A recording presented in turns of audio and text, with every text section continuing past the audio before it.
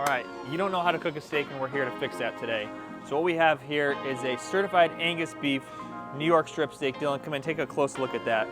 Beautiful marbling here throughout the steak. This is certified Angus beef is the high end of choice beef, which is absolutely delicious. But a lot of people are intimidated when it comes to cooking steak, and we just got to keep it simple. The first thing is you got to start off with salt. So pour some in a cup, and we're going to shake it on here, and we're going to put on more salt than you would typically think with this. And I'm going to flip it over, and we're going to salt the other side.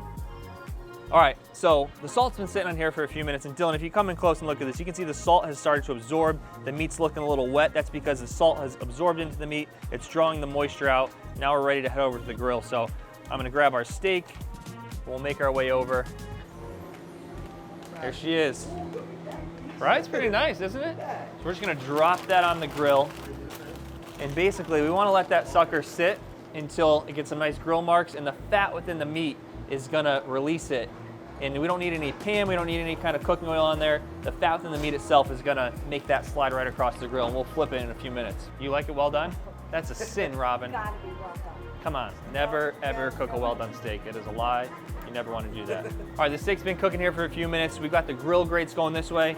Now I'm gonna rotate it 90 degrees so we get the grill grates going the opposite direction. We wanna have a nice cross mark on there like this. And what we're aiming for here today is we want a perfect medium rare steak. When you're cooking steak, you never want to be without a meat thermometer. This is essential cooking a good steak.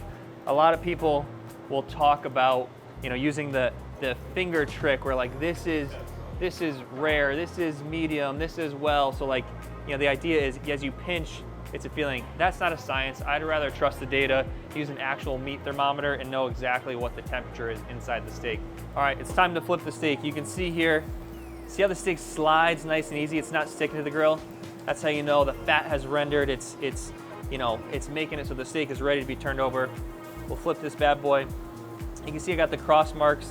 We got a little bit of a, this side has a little more of a cross mark than that one, but it's okay. We'll make the other side look nice and pretty.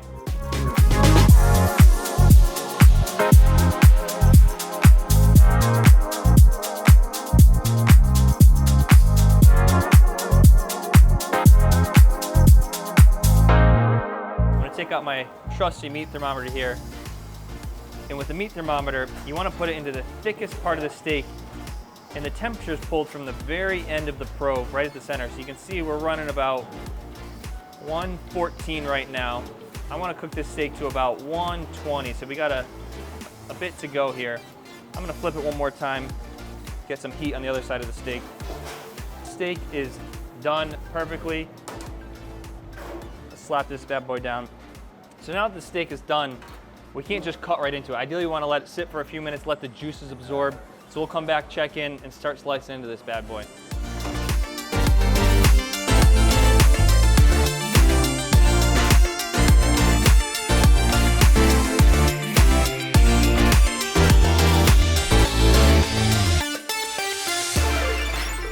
All right, let's see how it is. Look at that.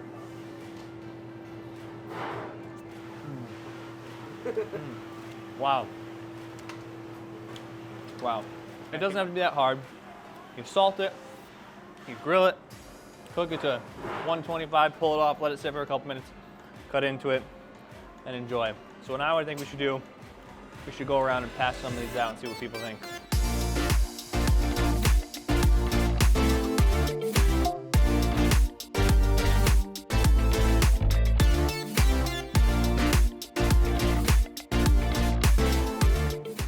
Oh yeah. Yeah? How'd I do? That's good. Yeah? Is it good? Really? Good? How'd I do? Good? How'd I do? Thank you. Nice and tender. Delicious. Yeah? Yeah. CJ, yeah? Get one more. Yeah? Good? Okay. I think we're like 10 for 10. Everybody loved it. So see you guys. Thank you.